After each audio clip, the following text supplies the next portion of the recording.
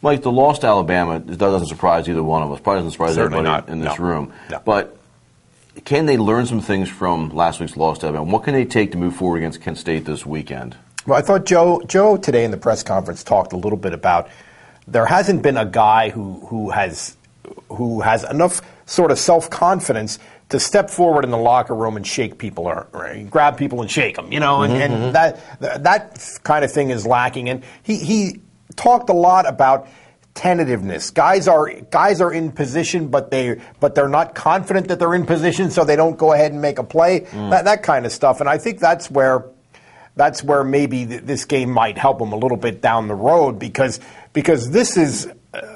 Last week, this Alabama game, that was about as advanced as it's going to get. That was about as fast as the game is going to get, about as complicated as it's going to get on the rest of their schedule. So in that sense, I think if they'd lost 60-0, this would have been a real killer. It would have done some real damage to them. If they would have won or come really close, that would have been a real positive. As it was, 24-3, and they made some mistakes in the red zone where they could have made it a little closer. I thought Alabama's could have scored more than they did too, for a number of reasons. So this was, I think, in the scheme of things, in the sense that this is a rebuilding year, looking forward, I think this was really small potatoes. I don't think it was that big a deal.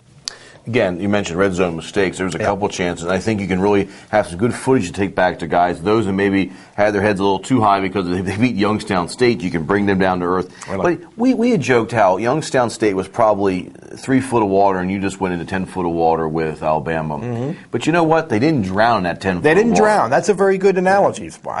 Beautiful. Thank you. Beautiful use of the language there, Stark. So if you can come out from that and you're surviving, you might have struggled a little bit, but you got through it, and you can still hold your head high. I think that's going to help with the Big Ten schedule as well as a couple of these Kent State, Temple 2 weeks from now. Yeah, and if there's any loss of confidence, Kent State's coming up here to kind of let them build it back up again. One thing that I thought was very positive, I read this in your column as well, the offensive line seemed to play pretty well against Alabama. That, to me, should be helping these guys to grow in confidence for weeks to come. Joe thought they had a better game relative to the competition last week than they did against Youngstown State, and I agree with that. They did a little better than I expected them to do. Pretty good competition last week, so they should get confident in weeks to come.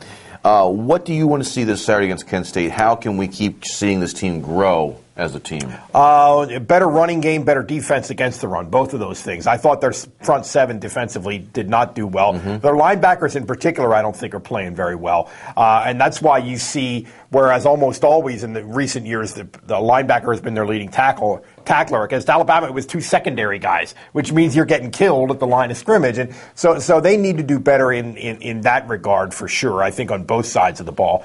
Trench warfare. Anything you got from the press conference today? You just came from a press conference that you listened to on the radio. Well, he said Gerald Hodges is going to be out for a while, and that was no surprise. He got hurt on the first opening kickoff,